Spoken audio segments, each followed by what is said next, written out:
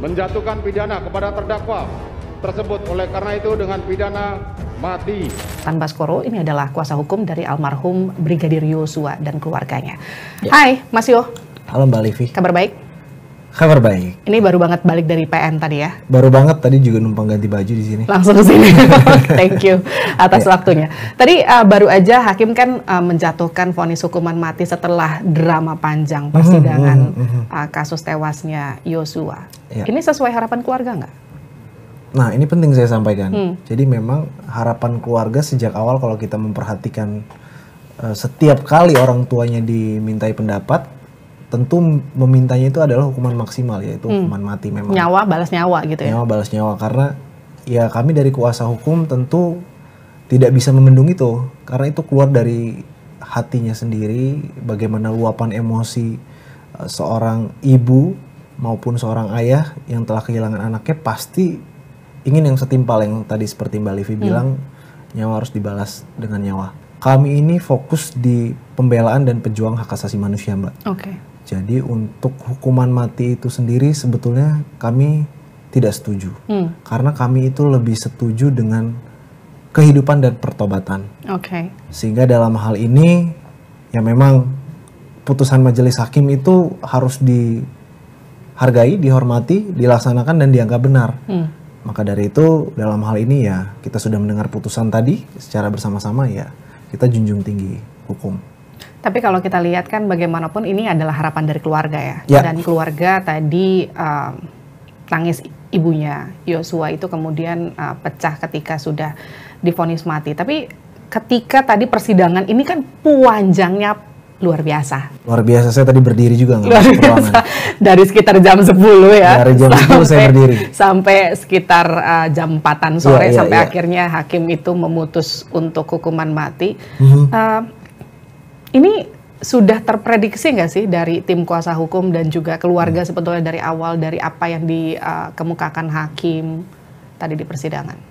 Ya sebetulnya kalau kita mengikuti dari awal persidangan ya Mbak ya, kita ini seperti naik roller coaster. Kita kadang dinaikkan, kadang diturunkan, dalam artian kita melihat apa yang disampaikan oleh jaksa penuntut umum, contohnya ya, dalam uraiannya itu jelas keterlibatan dan peran masing-masing dari terdakwa ya, dalam hal ini terutama Ferdy Sambo itu sudah jelas sebagai aktor intelektual dan yang bahkan merencanakan segala macam sampai terjadinya eksekusi ini.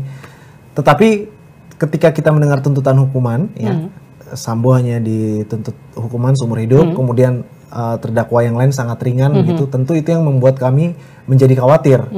Karena biasanya meskipun tidak semua, putusan majelis hakim itu tidak terlalu jauh dari tuntutan jaksa penuntut umum. Bisa mungkin turun malah ya? Bisa mungkin justru turun begitu. Apalagi ketika kita melihat jaksa sempat menyatakan bahwasannya tidak ada hal yang meringankan Ferdy Sambo. Nah justru kami melihatnya itu akan diisi ruangnya oleh majelis hakim. Yang seperti telah disampaikan oleh Ferdy Sambo dalam pledoinya maupun melalui penasihat hukumnya yang menyatakan bagaimana prestasinya selama menjadi polisi, yang selalu mendapatkan penghargaan dan lain-lain begitu. Kami justru menyangkanya itu akan menjadikan dasar peringan ketika majelis hakim menimbang ya, menimbang putusan. Kemudian ternyata hari ini kami melihat justru tidak ada hal yang meringankan. Dan bahkan semua keterangan dari Ferdy Sambo itu tidak digunakan. Artinya dikesampingkan, sehingga dalam hal ini apapun yang disampaikan oleh Ferdy Sambo itu dianggap adalah sebuah kebohongan. Dan itulah yang menjadi dasar pemberat majelis hakim yang dari tuntutan jaksa penuntut umum adalah seumur hidup dan sekarang diputus hukuman mati. Mas Yo, aku mau flashback dikit deh. Dari kasus ini kemudian mencuat jadi sorotan sampai akhirnya kemudian Ferdy Sambo dianggap sebagai mastermind dari kasus tewasnya Yosua. Sejauh ini tuh memang keluarga menaruh harapan besar kan Ferdy Sambo untuk dihukum seberat-beratnya. Tapi kan dia nggak cuma seorang diri yang harus menanggung tanggung jawab atas tewasnya Yosua. Ada juga banyak terdakwa lainnya. Kalau keluarga sendiri tuh melihat posisi para terdakwa satu persatu tuh seperti apa? Oke, kita mulai dari singkat Ferdy Sambo, karena tadi kita sudah ulas ya. Ya, Ferdy Sambo kurang lebih ya memang sudah jelas aktor intelektual dan merencanakan, karena dia istilahnya adalah bosnya dan komandan dari ajudan-ajudannya punya relasi kuasa sehingga semua melaksanakan perintah dari Ferdi Sambo. Kemudian kalau kita melihat dari perannya Putri Chandrawati, kami setuju bagaimana keterlibatan Putri Chandrawati yang telah disampaikan oleh jaksa penuntut umum begitu jelas. Bahkan sejak awal mencuatnya perkara ini ataupun kejadian ini itu karena diduga ya PC ini memberitahukan sesuatu yang salah kepada Ferdi Sambo sehingga itu yang menyulut emosi Ferdi Sambo. Meskipun memang tadi di dalam putusan majelis hakim kalau kita mendengarkan itu motif tidak penting, tetapi yang mau saya sampaikan di sini adalah begitulah peranannya Putri. Jadi mulai dari memberikan informasi yang diduga membuat Ferdi Sambo emosi, kemudian juga ikut dalam skenario Ferdi Sambo dari tahapan perencanaan, eksekusi bahkan sampai perekayasaan kasus. Kemudian kalau kita kembali mengacu kepada putusan majelis hakim sore tadi untuk kuat Ricky Rizal memang turut serta di dalam bagian rencana tetapi memang bukan otak pelaku utama tetapi menjalankan perintah dari Ferdi Sambo. Namun yang harus digarisbawahi mereka itu juga turut serta dalam memuluskan rencana ini sampai terjadi eksekusi. Kemudian juga dengan Richard, kalau Richard kan sudah jelas dia juga berperan di dalam melakukan eksekusi ya, tetapi memang jadi perdebatan itu perintah jabatan atau di dalam tekanan sebagai alat begitu kan. Nah ini yang kita masih nanti pada hari Rabu ini ya Mbak. Mas Yonatan, kan kalau kita lihat di persidangan kan dari awal Sambo, Putri, and the gang kan menyatakan Yosua itu sebagai pelaku pelecehan seksual. Tuduhannya seperti itu dari awal yang digaungkan. Tapi di persidangan justru jaksa penuntut umum menyatakan mereka punya affair. Jadi kalau saya bisa bilang sebetulnya dari kedua belah pihak ini di persidangan nama Yosua, sorry itu saya nggak ada bagus-bagusnya. Di sana dibilang jelek, di sini dibilang jelek. Tapi kan keluarga meminta ketika persidangan ini sudah selesai, coba tolong dong anak saya yang sudah jadi korban dipulihkan nama baiknya. Prosesnya kayak gimana tuh? Bisa nggak sih itu dilakukan? Baik, yang pertama terkait hal tersebut itu sudah terbantahkan semua.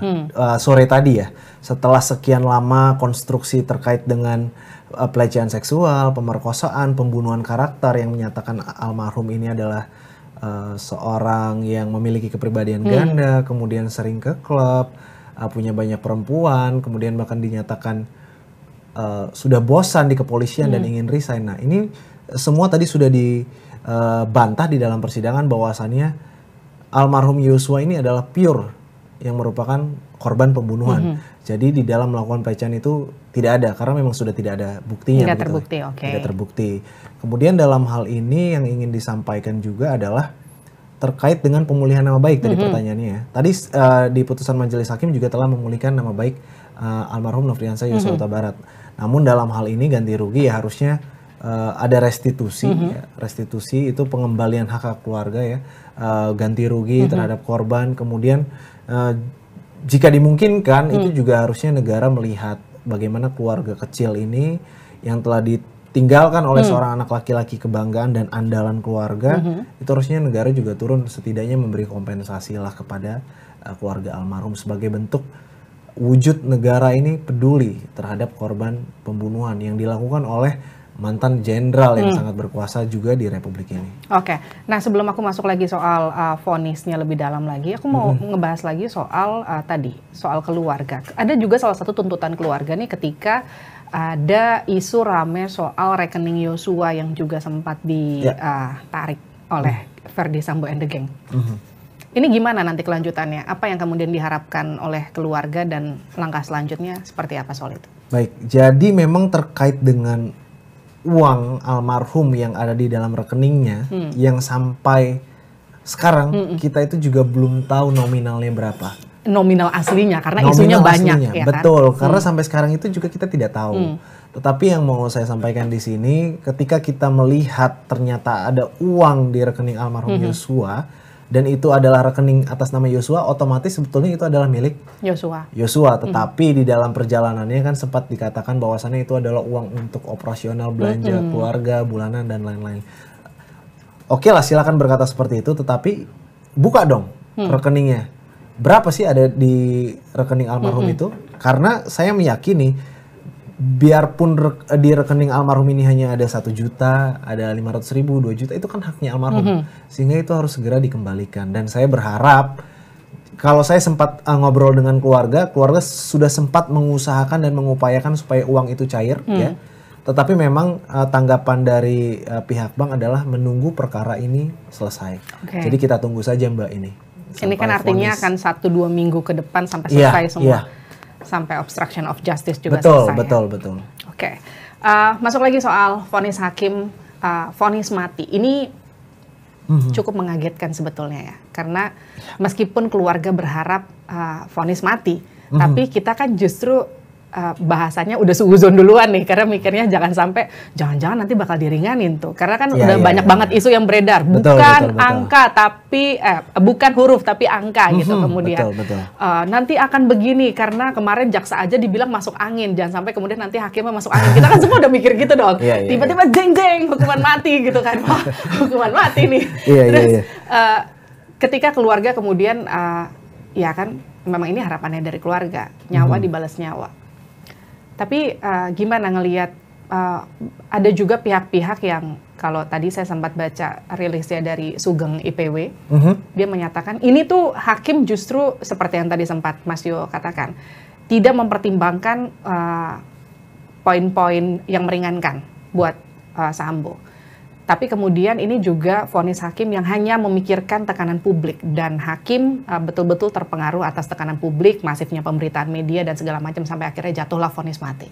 Kalau Mas Yo sendiri, ini kan pasti ada buah simalakama dong sebagai kuasa hukum, tapi sebagai juga praktisi hukum di situ. Coba kasih pandangan ke kita, insight-nya gimana? Ya kalau dari kacamata saya melihat, tadi sudah saya sampaikan ya, saya sebetulnya tidak setuju dengan hukuman mati ya. Karena tadi pertobatan lebih penting, kehidupan lebih penting ya daripada sebuah kematian begitu. Tetapi dalam hal ini ketika kita kembali melihat apa yang jadi pertimbangan majelis hakim ya, tadi sudah dijelaskan dengan sangat detail menurut saya sampai berapa jam itu kan. Nah, di situ memang ternyata yang memberatkan itu adalah kebohongan-kebohongan yang dibuat oleh Sambo itu sendiri ketika seharusnya ada momentum untuk jujur begitu dan berkata sebenarnya, bahkan jika perlu membongkar semuanya. Nah, inilah yang kita sayangkan. Andai kata Ferdy Sambo ini mau membuka semuanya secara terang, tentu saya rasa justru vonis hari ini akan berbeda.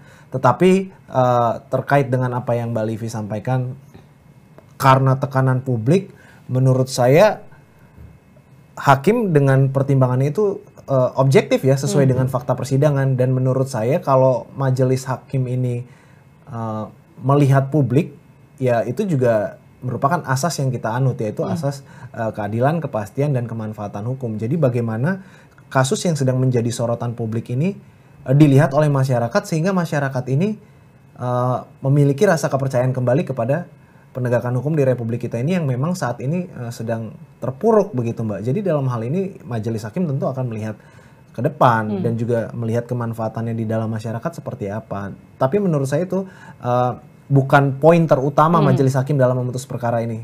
Sesuai dengan yang saya sampaikan, bagaimana fakta-fakta di persidangan ternyata perencanaan yang begitu matang, kemudian penyalahgunaan jabatan, kemudian telah membuat keluarga almarhum bersedih dan kehilangan anaknya, dan masih banyak faktor-faktor lain yang tadi kita sudah saksikan. Ya tentu menurut saya dalam hal ini itulah yang menjadi landasan majelis hakim memutus vonis hukuman mati bagi Ferdy Sambo. Jadi tidak serta-merta 100% karena tekanan publik, kalau itu saya tidak setuju. Dan itu juga masyarakat bersuara berdasarkan apa yang disaksikan dan dilihat. Fakta di persidangan ya. Betul, dan mereka kan memiliki empati bagaimana ketika hal seperti ini terjadi kepada mereka. Karena dari awal kasus ini kan penuh dengan kebohongan, penuh dengan skenario. Dan satu lagi Mbak, saya juga mau mengingatkan, ini Ferdy Sambo juga baru diadili berdasarkan 2 perkara, yaitu pembunuhan berencana dan obstruction of justice. Satu ini sebetulnya belum, yaitu adalah pembohongan publik yang sejak awal disampaikan, dan itu adalah korbannya seluruh rakyat Indonesia, dan ini kan belum sebetulnya.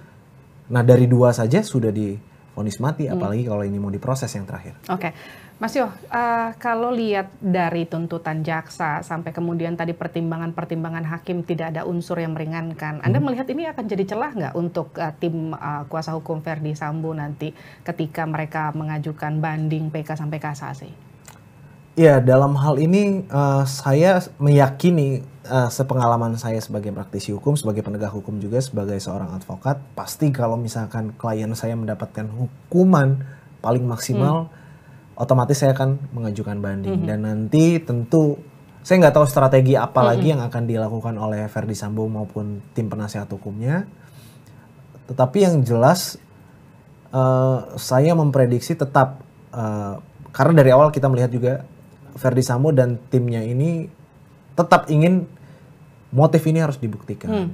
Dan itu tadi tidak terbukti di persidangan karena hakim tadi tidak menyebut itu. Itu sementara ini yang kita tunggu-tunggu sebetulnya, karena selain bicara soal siapa sih dalang utama dari tewasnya Yosua, siapa yang harus bertanggung jawab, hukumannya berapa sih, tapi kan publik juga menunggu-nunggu kenapa sih Yosua itu dibunuh, kenapa sih, karena dengan kasus yang dramanya sedemikian rupa ditunggu-tunggu, masyarakat kan pasti mau tahu kenapa sih sebetulnya, karena ketika kemarin jaksa penuntut umum menyatakan ada perselingkuhan, terus kemudian hakim tadi hanya menyebutkan putrinya sakit hati. Jadi apa korelasi ini? Abis ini nih pasti akan banyak asumsi yang muncul antara sakit hati dan perselingkuhan, kemudian Yosuanya meninggal. Nah apa? Jadi gimana nih kuasa hukum? Sebetulnya kami juga tidak mau masuk terlalu dalam ya terkait dengan motif, karena kami masih memegang teguh prinsip bahwasannya memang di dalam pembuktian unsur pembunuhan berencana dalam hal ini, motif menurut saya itu tidak harus dibuktikan, tetapi memang unsur-unsurnya yang harus dibuktikan. Namun terkait ada tadi pernyataan majelis hakim yang mengatakan bahwasannya Putri Chandrawati ini sakit hati, tetapi bukan karena pelecehan. Nah, dalam hal ini seharusnya jaksa penuntut umum dan majelis hakim yang menggali lebih dalam lagi. Setuju dong kalau harusnya ini dibuka aja ke publik, karena kan ibaratnya kalau masyarakat tuh nontonnya gemes, pil aja lah, saya udah nungguin dari jam 10 pagi nih sampai sore. Benar-benar apa sih motifnya sebetulnya sampai harus dibunuh sedemikian sadis loh, karena saya bisa bilang itu sadis banget, karena kalau memang betul di situ seperti apa yang kemudian sempat disebutkan di persidangan bahwa Verdi Sambo diduga ikut menembak, katakanlah seperti itu kan artinya emosinya luar biasa dari seorang Verdi Sambo sampai kemudian melakukan itu, sampai kemudian ini terjadi seorang katakanlah jenderal bintang 2 yang harusnya punya perhitungan matang, paling tidak kita semua kan di awal-awal kasus ini, ya udahlah kalau memang Verdi Sambo yang bunuh, tapi kok ceroboh banget gitu. Berarti kan dia emosi banget gitu. Terus kemudian sekarang di-spill-nya cuma Putri sakit hati, jaksa bilang ini isunya perselingkuhan gitu. Gimana sih sebetulnya? Nah itulah, itu juga yang jadi pertanyaan kami, kenapa sih anak dari klien kami, keluarga almarhum itu sampai dibunuh dengan keji seperti ini. Padahal kan kami tahu anak kami ini adalah anak yang baik, taat sama orang tua, apalagi atasan begitu, kemudian selama ini juga hubungannya baik-baik dengan keluarga Verdi Sambo dan Putri Chandrawati, sehingga itulah yang menjadi pertanyaan besar keluarga bahkan publik, sebetulnya ada apa? Kalau memang mau mencari motif atau yang melandasi hal ini terjadi, ya seharusnya kemarin di dalam persidangan kan banyak pun disebut-sebut yang katanya ada wanita menangis lah di rumah bangka, kemudian rekening juga belum dikembalikan semua. Nah itu seharusnya kalau memang serius mau menggali, coba galinya dari segala sisi. Namun kan hal tersebut tidak dilakukan, karena saya di sini juga melihatnya jaksa penuntut umum dan majelis hakim sepertinya memang fokus pada pembuktian unsur 340-nya aja. Begitu, saya rasa begitu Mbak. Mas Yo, tapi artinya gini, kalau ngelihat kasusnya kan udah mau selesai nih. Ya meskipun masih akan ada banding, PK dan kasasi ke depan, tapi paling nggak persidangan sampai vonis itu udah selesai. Masih perlu nggak sih, kalau lagi-lagi aku tanya, masih perlu nggak, atau memang ini udah case close, kasusnya selesai, udah tinggal nanti kita lihat bagaimana banding PK dan kasasinya. Masih perlu nggak sih motif itu kemudian dijelaskan agar tidak blunder, karena setelah ini kan pasti akan muncul lagi nih asumsi-asumsi, karena nggak dijelaskan sampai akhir. Ya kalau misalkan asumsi-asumsi tersebut kita tidak bisa ngerem. Karena bagaimanapun kan keluarga pengen nama baiknya kan pulih dong. Betul. Berarti harus ada sesuatu yang betul-betul dijelaskan kenapa sih bisa begitu. Iya betul. Nah itu tadi. Jadi memang asumsi-asumsi itu kan biasanya muncul dari publik ya. Kita nggak bisa ngerem publik mau ngomong A, B, C, D begitu ya. Tetapi tidak apa-apa. Itu kebebasan berpendapat setiap individu. Namun dalam hal ini sekarang keluarga itu lebih fokus bagaimana keadilan bisa didapatkan. Jadi dalam hal ini apapun itu motifnya, keluarga tetap kekeh. Sudah terbukti juga melalui putusan majelis hakim ternyata memang pelecehan perkosaan itu tidak ada, gitu ya. Jadi dikatakan dalam hal ingin betul-betul mencari apa sih yang membuat Ferdy Sambo dan kawan-kawan ini tega melakukan hal tersebut kepada Yosua. Nah itu juga kami dorong sebetulnya. Ayo dong kalau memang mau kita gali, kita cari, ayo kita sama-sama silakan gali yang seluas-luasnya. Jadi di dalam upaya hukum selanjutnya misalkan di dalam banding, kemudian masih berbicara mengenai motif, jika memang itu ingin dibuktikan ya kami juga dukung, ayo kita cari sama-sama. Tetapi saya rasa dalam hal ini majelis hakim di level tingkat banding itu saya rasa akan tetap sama mengatakan bahwasannya motif tidak perlu dibuktikan. Ferdy Sambo udah divonis hukuman mati. Putri ini sambil kita tapping sekarang kan lagi berjalan nih pembacaan vonisnya. Oh iya benar. Kita belum bisa dapat spill-nya seperti apa hasilnya. Tapi kan masih ada Kuat, masih ada Ricky paling enggak, masih ada Eliezer. Harapan keluarga terhadap terdakwa-terdakwa lainnya selain yang obstruction of justice ya. Itu gimana? Ya dalam hal ini masih ada Putri yang sedang berjalan, Ricky Rizal, Kuat Maruf besok, dan Richard Eliezer. Kalau kita melihat dari Putri Chandrawati, kemudian kita mendengarkan penjabaran majelis hakim tadi, itu dinyatakan bahwasannya semua yang disampaikan adalah omong kosong. Artinya Putri Chandrawati ini juga terlibat dalam yang tadi saya bilang sejak awal perencanaan, eksekusi sampai rekayasa, termasuk juga dengan kebohongan-kebohongan yang ada di dalam persidangan. Yang seharusnya jujur agar mendapatkan keringanan, tetapi alih-alih justru berkata bohong begitu. Sehingga dalam hal ini, jika saya melihat vonis hari ini Ferdy Sambo hukumannya adalah hukuman mati, menurut saya Putri Chandrawati akan jauh di atas tuntutan jaksa penuntut umum 8 tahun. Saya rasa akan jauh di atas ini. Jauh di atas itu. Jauh di atas ini. Itu juga berlaku kepada Kuat dan Ricky Rizal, terutama Ricky Rizal, karena Ricky Rizal kalau kita melihat pertimbangan di Ferdy Sambo ini adalah polisi penegak hukum dan itu juga menjadi faktor yang memberatkan, termasuk Ricky Rizal yang juga merupakan seorang anggota Polri, sehingga itu juga akan memberatkan. Kemungkinan juga Ricky Rizal akan lebih tinggi dari tuntutan 8 tahun. Kalau Kuat ini saya melihatnya ya antara 8 tahun atau berapa, tetapi setidaknya tidak lebih rendah daripada Ricky. Tidak lebih rendah daripada tidak lebih tinggi. Tidak lebih tinggi benar. Karena kan yang polisi Ricky. Tidak lebih tinggi daripada Ricky. Saya rasa begitu. Kemudian kalau Richard Eliezer ketika disampaikan ternyata konstruksi pola pikir majelis hakim juga menganggap keterangan Richard Eliezer itu memiliki nilai ya dalam artian value-nya ada, bisa dipercaya begitu. Sehingga dalam hal ini saya meyakini Richard Eliezer akan mendapatkan hukuman atau vonis di bawah dari seluruh terdakwa. Ya. Kalau untuk obstruction of justice? Kalau dari obstruction of justice kita lihat ya memang banyak sekali tuntutan yang begitu variatif ya. Tapi paling enggak harapan keluarga gimana terhadap mereka?